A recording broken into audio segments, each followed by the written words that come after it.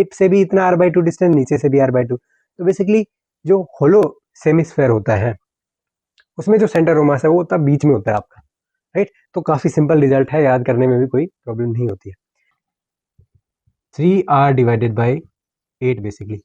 सो ये जो है ये आपका ZCM निकल के आया है। तो आप देख पा रहे हो कि काफी ज्यादा क्लोज है ये बेस के। सो दिस इज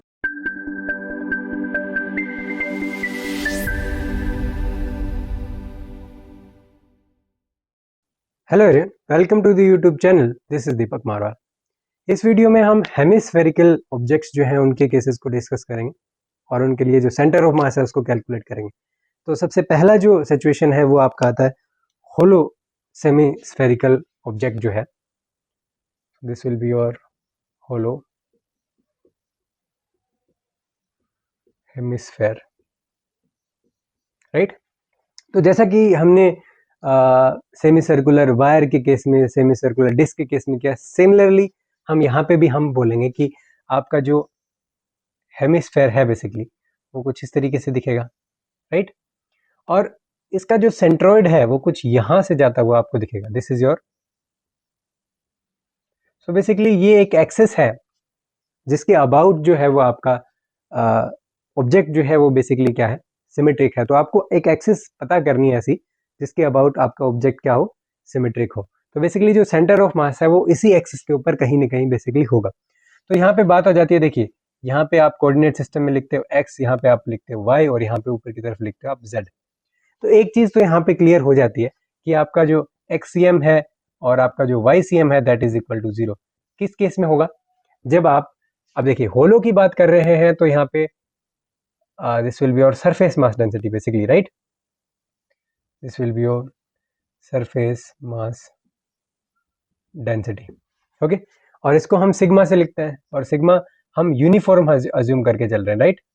और सिग्मा को कैसे लिखोगे, अगर इसका मास टोटल m दिया हुआ है तो आप कैसे लिखोगे, टोटल m डिवाइडेड बाय, अब उसका आप लिखते थे 4πr², इसका कितना लिखोगे 2πr², बिकॉज अभी जो एरिया है वो आपका कम हो गया।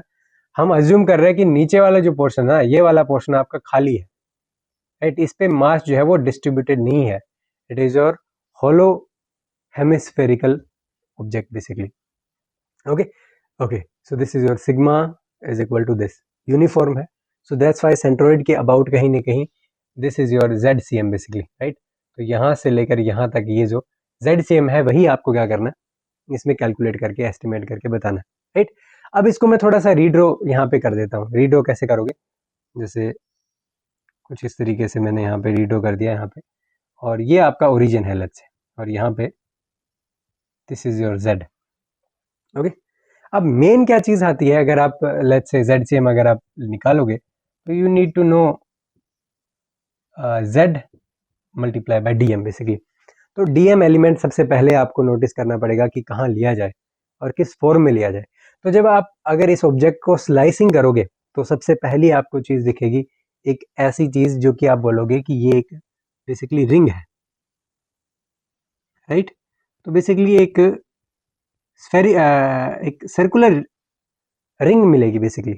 अब ये जो सर्कुलर रिंग है, अब जैसा कि मैंने आपको पहले बताया था कि जब भी सरफेस की बात आती है तो कर्व्स काफी ज्यादा इंपॉर्टेंट होते हैं, तो यहाँ पे भी कर्व्स इंपॉर्टेंट होंगे। तो ये जो ds है और एक यहाँ पे आप dz लिखते हो, तो ds will not be equal to dz। ये आपको देखने को मिलेगा जब आप सरफेसेस की बात करते हो। एरिया के केस में इट विल, वॉल्यूम के केस में इट विल बी नेग्लिजिबल, दोनों कंपेरेबल होते हैं, बट यहाँ पे आपको ये चीज हमेशा ध्यान रखनी पड़ेगी, राइट। अब यहाँ पे ऐसी सिचुएशन को सोल्व करने का सिर्फ एक तरीका होता है। देखिए इस आर्क को निकालने के लिए आपको क्या पता होना चाहिए, यहाँ से लेके यहाँ तक ये जो आर है ये आपकी फिक्स्ड है, दोनों के बीच का जो एंगल है डी थीटा, वो यहाँ पे आप डी थीटा लिख सकते हो, और यहाँ से यहाँ का जो एंगल है this is your theta angle basically. तो बेसिकली पोलर कोऑर्डिनेट टाइप में हमने इसको कन्वर्ट कर दिया है। तो यहाँ से आपको देखने को क्या मिल रहा है कि आपने जो भी एलिमेंट लिया है DM एलिमेंट, वो सिग्मा इनटू आपको जो एरिया है वो निकालना है, जितना भी एरिया आपने यहाँ पे बोला है, राइट। अब यहाँ पे आप एक क्या चीज कंसिडर कर रहे हो कि ये जो स्लाइसिंग है ये आप अलग अलग पोजीशन पे करोगे। देखिए ये आपका Z है, तो आप अलग अलग Z की वैल्यूज पे देखोगे तो आपका जो इसका जो रेडियस है वो अलग अलग होगा। शेप तो आपका रहने वाला है सर्कुलर रिंग ही, लेकिन उसका रेडियस चेंज हो रहा है कंटिन्यूसली। और ये जो रेडियस है इसको हम क्या बोलते हैं, इसको हम स्मॉल आर से रिप्रेजेंट कर देते हैं, ताकि बिकॉज ये डिफरेंट है और एक तरीके से वेरिएबल क्वांटिटी है यहाँ पे। ओके, तो हम यहाँ पे क्या बोलेंगे कि आपका जो एरिया है D A that will be your 2 pi R. R छोटे वाला लगाना because this is nothing but the area of your this element basically. और एलिमेंट का एरिया निकालने के लिए सबसे पहले circumference then the DS element. और डीएस एलिमेंट बेसिकली क्या है, DS is nothing but this will be your capital R D theta. Capital R क्यों, बिकॉज देखिए इसके अंदर आर आर ये सेम है, दोनों चेंज नहीं हो रही है, सो this will be are D theta basically. Okay, तो ये आपका क्या आ जाता है, एरिया आ जाता है। अब बात आती है कि आर भी यहाँ पे चेंज हो रहा है, जेड भी यहाँ पे चेंज हो रहा है, दो वेरिएबल आपका कभी भी इंटीग्रेशन में हमेशा प्रॉब्लम करता है बेसिकली। तो यहाँ पे आप एक चीज बोल सकते हो कि हमने इसको थीटा एज्यूम किया, तो आप एक ट्रायंगल यहाँ पे देख पा रहे होगे। तो ट्रायंगल बेसिकली क्या बता रहा है कि आपका एक आर है यहाँ पे, और यहाँ पे ये आपका जेड है, और यहाँ पे आपका थीटा है। तो आप क्लियरली कह सकते हो this is not your Z, this is your R and this is your Z basically. Okay, तो यहाँ पे क्लियरली क्या दिख पा रहा है आपको कि यहाँ पे थीटा भी एक वेरिएबल रखा हुआ है आपने, आर भी एक वेरिएबल रखा हुआ है, और z भी है, तीन वेरिएबल है। लेकिन आप क्या कह सकते हो कि z आपका कैपिटल आर साइन थीटा है, सॉरी कोस थीटा है, that be your cos of theta. और यहाँ पे r जो है that will be your r sine of theta, right. Normal trigonometry rule लगाया हमने। तो यहाँ पे सिर्फ एक वेरिएबल ही हम यहाँ पे रखना चाहते हैं बेसिकली इक्वेशन में। ओके, तो ये आपका डी आ जाता है, और सिग्मा बेसिकली हमने यहाँ पे ऑलरेडी बताया हुआ है। तो अगर इस इंटीग्रेशन को मैं यहाँ पे वापस लिखता हूँ, तो Z C M will be equal to 1 divided by capital M integration. M की वैल्यू अगर आप सबसे डी एम की वैल्यू रखोगे तो सिग्मा आपका आ जाता है capital M divided by 2 pi capital R square multiply by this D element basically, that will be D M basically. Okay, so D आपका कितना हो जाता है, दिस विल बी 2 पाई। अब आर की वैल्यू आपको क्या रखनी है, आर साइन ऑफ थीटा रखनी है, right. Similarly this will be your are D theta. तो ये बेसिकली क्या आ गया, this is your DM element. तो ऐसे कंफ्यूज नहीं होना, तो आप क्या करो, हर एक को जैसे हर एक टर्म जो है, जैसे इसको सिग्मा लिख लो, इस वाले को डी ए लिख लो, और मल्टीप्लाई बाय जेड भी होता है बिकॉज ये जेड भी आपको लिखना है। तो ऐसे आप ध्यान रखो कि मिस्टेक ना हो जाए, अदरवाइज थोड़ा मिस्टेक होने की चांसेस हो जाते हैं कि बाई चांस जेड जेड को भूल गए तो फिर गड़बड़ है पूरा। तो जेड आपका क्या जाता है, आर कोस ऑफ थीटा। अब बात आती है थीटा की लिमिट। अब सेम चीज है कि थीटा हमने जो बोला यहाँ पे, थीटा कहाँ से कहाँ होना चाहिए, तो 0 टू क्या होना चाहिए, 0 टू पाई बाई 2 होना चाहिए। क्या होना चाहिए, थीटा की लिमिट कितना आ गया, थीटा 0 टू पाई बाई 2। क्यों, बिकॉज देखिए अगर आपका थीटा 0 की तरफ जाएगा तो आपका जो रिंग है वो यहाँ बनेगा बिल्कुल एंड पे, और जब आप 90 की बात करोगे तो रिंग आपका इसके ऊपर क्या करेगा, इसके ऊपर ओवरलैप करेगा बेसिकली। तो 0 टू पाई बाई 2 आप थीटा को बेसिकली क्या लेके जा रहे हो, यहाँ पे आपको लेके जाना है। ओके, अब यहाँ पे कैलकुलेशन करते हैं, तो this will be Z C M will be equal to, यहाँ से देखिए कुछ चीजें कैंसिल हो रही हैं, this will 2 pi cancel out, and this R square will cancel out. तो यहाँ पे वैल्यूज क्या मिलती हैं आपकी, ऊपर मिलता है आपको आर, राइट, आर ही बचा। नाउ इंटीग्रेशन में आपके पास क्या बचता है, यहाँ पे साइन थीटा बचता है, कोस थीटा बचता है, एंड डी थीटा बचता है। काफी सिंपल सा इंटीग्रेशन है। अब यहाँ पे 0 टू पाई बाई 2 लिमिट है। अब ऐसे इंटीग्रेशन को कैसे सोल्व किया जाए जहाँ पे साइन थीटा है, कोस थीटा है, तो इसके दो तरीके हैं, या तो साइन 2 थीटा में इसको कन्वर्ट कर लो। कैसे करोगे, जैसे 2 साइन थीटा कोस थीटा जो है that will be sine 2 theta. तो एक तो ये चीज होती है, ये कर सकते हो आप। दूसरा चीज है कि एक को आप टी मान लीजिए, फिर आप सोल्व कर लीजिए, राइट। जैसे let's say sine theta is equal to T मान लिया, राइट। तो आप कहोगे कि cos theta D theta will be equal to D T. तो दो मेथड हमने यहाँ पे बताया, दोनों में से कोई भी आप यूज कर सकते हो जैसा आपको ठीक लगे। नीचे वाला भी काफी सिंपल है, ऊपर वाला भी काफी सिंपल है, राइट, इसमें कोई डाउट ही नहीं है। तो हम क्या करते हैं, हम ऊपर वाले मेथड से आपको बता देते हैं कि कैसे सोल्व करोगे। ऊपर वाला देख लेते हैं एक बार।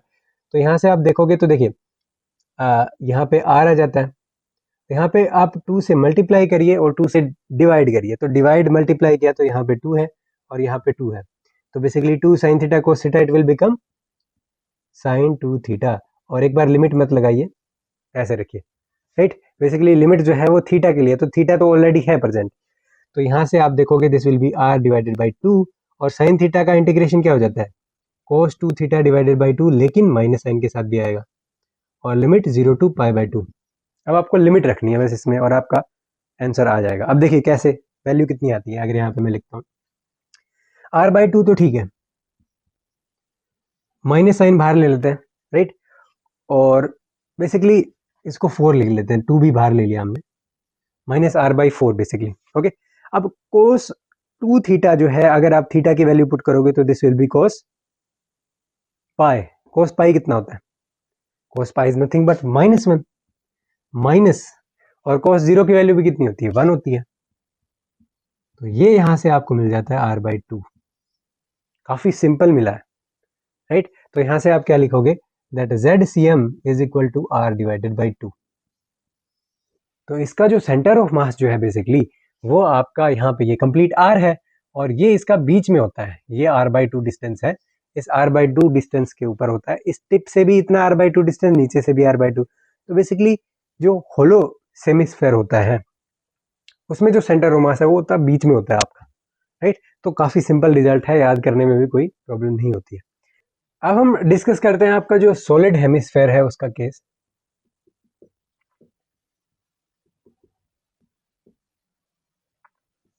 तो हमें सेम यहाँ पे किया वैसा ही हमें यहाँ पे बताना पड़ेगा। तो अब सॉलिड हेमिस्फेयर को कुछ इस तरीके से रिप्रेजेंट करेंगे, और शेडेड है, और यहाँ पे आप देखोगे तो सॉलिड के केस में आपको देखने को मिलेगा कि यहाँ पे volume mass density basically introduce होगी, तो this will be your volume mass density.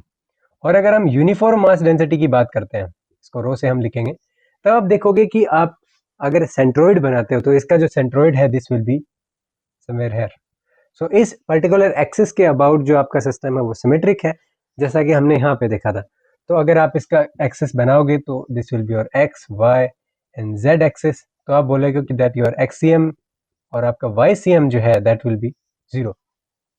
इस सेंट्रोइड के ऊपर ही है, ओनली जेडसीएम आपको कहीं ना कहीं किसी पर्टिकुलर पोजीशन के ऊपर निकलेगा, तो जेडसीएम बेसिकली आपको क्या करना है यहाँ पे निकालना है, ओके। अब अगर आप देखो इसके अंदर वॉल्यूम मास डेंसिटी है, तो वॉल्यूम मास डेंसिटी को कैसे रिप्रेजेंट करोगे आप, रो विल बी इक्वल टू, अब यहाँ पे देखिए टोटल मास इसका let's say assume capital M है। अब एक स्फेयर के केस में 4/3 पाई आर क्यूब वॉल्यूम होता है, यहाँ पे कितना होगा, यहाँ पे 2/3 पाई आर क्यूब, तो यहाँ पे आप क्या लिखोगे, this will be your 3m divided by something like this. तो ये आपका क्या हो जाता है, यूनिफॉर्म मास डेंसिटी हो जाता है, ओके ओके। अब जैसा कि हमने यहाँ पे बोला सेम प्रोसीजर, आपको क्या निकालना है, ZCM बेसिकली निकालना है, तो 1 divided by m and this will B dmz। तो बेसिकली आपको एक एलिमेंट लेना है इस केस में dm। तो यहाँ पे हमने क्या बोला था, हमने स्लाइसिंग करा जो हेमिस्फेयर है आपका होलो, तो हमें रिंग्स मिली। लेकिन जब आप डिस्कस करते हो सॉलिड हेमिस्फेयर का केस, तो वहां पे आपको देखने को मिलेगा कि जो स्लाइसिंग आपने करी उसके अंदर आपको क्या मिलती है, बेसिकली डिस्क मिलती हैं, ऐसे करके डिस्क मिलेंगे आपको। और डिस्क के केस में देखने को मिलेगा कि आपका जो ds है और dz जो है वो कंपेरेबल होते हैं, तो जो कर्व है वो आपका वहां पे मैटर नहीं करता इन केस ऑफ वॉल्यूम। तो डिस्क के केस में है वॉल्यूम होता है बेसिकली, तो ज़्यादा मैटर नहीं करता। लेकिन जब आप रिंग या फिर वायर के जो है उसका केस कंसिडर करते हो, तो वहाँ पे क्या है, वहाँ पे जो है आर्क मैटर करता है, यहाँ पे नहीं करेगा, राइट। तो ये आपका क्या हो जाता है, यहाँ पे ये आपका डिस्क एलिमेंट आपने लिया, और यहाँ पे आप क्या देख पा रहे हो कि डिस्क का रेडियस भी सेम इसी तरीके से वेरी करेगा। तो ये आपका क्या हो जाता है, यहाँ पे रेडियस इसका स्मॉल r हमने लिख दिया, ये आपका कैपिटल R यहाँ से यहाँ, और ये इस पॉइंट से इस पॉइंट को कनेक्ट करोगे then also it will be R। और इसका यहाँ से यहाँ तक इस एक्सिस के अबाउट एलिमेंट का जो पोजीशन है इसको हम Z से लिखेंगे, और इसका थिकनेस जो है वो dz से बेसिकली लिखेंगे, ओके। तो ये बेसिकली सॉलिड हेमिस्फेयर के केस में हमने ऐसे लिखा, ओके। अब बात आती है कि ये जो dm एलिमेंट है ये बेसिकली क्या होगा। सो बेसिकली dm क्या होगा, dm will be equal to rho, आपको पता है, मल्टीप्लाई बाय dv। अब आपको बेसिकली डीवी वॉल्यूम जो है, वॉल्यूम एलिमेंट में वॉल्यूम जो है उसको आपको क्या निकालना है, उसको आपको निकालना पड़ेगा यहाँ पे। तो यहाँ पे डीवी की वैल्यू देखिए कितनी आएगी। अब इसका कुछ एरिया होगा, कुछ थिकनेस है, तो एरिया कितना हो जाएगा, this will be your pi small R square, pi R square multiply by D Z. तो आप देख पा रहे हो यहाँ पे आर भी एक वेरिएबल है और जेड भी एक वेरिएबल है, राइट। और यहाँ पे जब हमने स्टार्टिंग करी थी तो हमने डी थीटा से स्टार्ट किया था।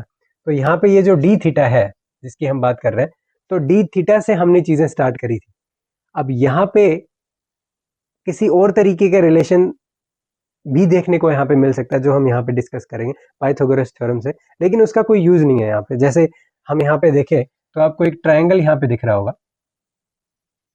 यहाँ पे आपको दिख रहा है this is your capital R, this is your small R, this is your Z, this is your angle, okay, and this is your 90 degree. तो यहाँ से आपको क्या दिख रहा है पाइथागोरस थ्योरम से, that R square will be equal to small R square plus Z square, right. लेकिन यहाँ पे हम डी थीटा के साथ डील कर रहे थे, तो because of this D S element basically, तो डी एस की वजह से डी थीटा इंट्रोड्यूस होगा और हमने जितने भी वेरिएबल से converted them in terms of theta basically. लेकिन यहाँ पे थीटा इंट्रोड्यूस नहीं हो रहा है, it means we need to write in terms of D Z basically. हमें एक ही एलिमेंट मिला डी जेड, और डी जेड की मीन्स आपका जो इंटीग्रेशन है उसके अंदर जितने भी एलिमेंट है they should be written in terms of Z only. तो आर भी आपको जेड की टर्म में निकालना पड़ेगा। तो एक रिलेशन जो है ये आपका हेल्पफुल रहेगा यहाँ पे। तो small R square you can write it to be Z square minus capital, you can write it to be capital R square minus Z square basically, okay. तो यहाँ पे आपको थोड़ा यहाँ पे देखने को मिल रहा है, ओके। तो यहाँ पे अगर आप जेड सी एम लिखोगे तो Z C M will be equal to 1 divided by M integration of rho की वैल्यू लिखिए, this will be 3m divided by 2 pi R cube multiply by, अब डेंसिटी आ गया multiply by the volume element, volume element कितना, this will be your pi, और R square की value put करिए, this will be your R capital R square minus Z square, so this is your small R square multiply by D Z. तो ये क्या आ गया आपका, ये आपका डीएम एलिमेंट आ गया। इसके बाद z की वैल्यू भी आपको यहाँ पे रखनी पड़ेगी, तो z you will write it as it is, okay. Now ZCM, तो यहाँ से देखिए मास से मास कैंसिल हो रहा है, this pi will be cancelled out from here, okay. और यहाँ से आप लिखोगे so this will be 3 divided by 2 R cube, okay, 3 by 2 R cube, and integration में आप देखोगे तो R square minus Z square multiply by Z D Z, okay. अब लिमिट देखिए, लिमिट z की 0 टू r हुई, ओके। अब यहाँ पे देखिए, तो यहाँ पे आप देखोगे तो टर्म आपके पास इंटीग्रेशन में कैसे है, एक टर्म है आर स्क्वायर और यहाँ पे z है, और दूसरी टर्म यहाँ पे क्या आ जाती है, जेड क्यूब आ जाती है, माइनस जेड क्यूब आ जाती है। तो आप इंटीग्रेशन जब इसका करोगे तो this term will be R square Z square divided by 2, और ये टर्म हो जाती है आपकी z to the power 4 divided by 4 after doing the integration. और इसके बाद आप लिमिट लगाओगे 0 टू r, राइट। तो यहां से आपको देखने को मिलेगा कि this will be equal to r to the power 4 1 by 2 minus 1 by 4, so basically this will be r to the power 4 divided by 4, okay। तो यहां से आप इसकी वैल्यू सब्सटीट्यूट करोगे तो this will be 3 by 2 r cube multiply by r to the power 4 divided by 4, so this will be 3r divided by 8 basically। so ये जो है ये आपका ZCM निकल के आया। तो आप देख पा रहे हो कि काफी ज्यादा क्लोज है ये बेस के। So this is your 3r divided by 8। तो r को अगर आप 8 पार्ट्स में डिवाइड करते हो तो थर्ड पार्ट तक जो आपका है this will be your ZCM, okay. तो यहाँ पे काफी सिंपल एक्सप्रेशन आ रहा था r/2, लेकिन यहाँ पे 3r डिवाइडेड बाई 8 काफी अलग वैल्यू निकल के आई। तो इस तरीके से आप देख पा रहे हो कि सेंटर ऑफ मास जो है how they are different from complete spheres, right. यहाँ पे हेमिस्फेयर के केस में दो केसेस देखिए, होलो और सॉलिड हेमिस्फेयर के केसेस। और आई होप कि आपको काफ़ी अच्छे से समझ आ गया होगा, काफ़ी सिंप्लीफाइड हमने करके आपको बताया कि कैसे आप सेंटर ऑफ मास बेसिकली इन ऑब्जेक्ट का कैलकुलेट कर सकते हो, right. So thank you all for watching and we will meet in the next video.